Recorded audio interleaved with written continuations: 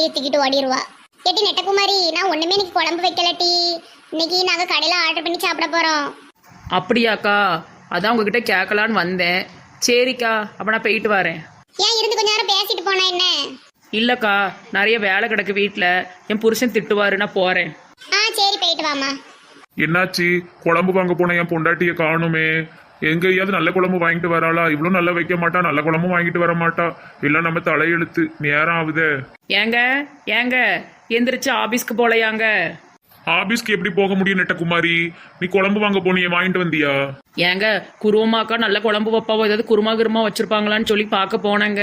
ஆனால் அவங்க எதுவுமே வைக்கலங்க. என்னம்மா இது, இன்னைக்கும் நான் பட்னியா தான் போனோமா? சரி, நான் ஏதாவது கடையில வாங்கி சாப்பிட்டுக்கிறேன். நீ எங்கேயாவது பக்கத்து வீடுகளில் குழம்பு வாங்கி சாப்பிட்டுட்டு வயிற்று நிறச்சிக்கோ. சரி சரி, நீங்கள் ஆபீஸ்க்கு கிளம்பி போங்க. எம்மா எம்மா, எனக்கு ரொம்ப பசிக்குதுமா.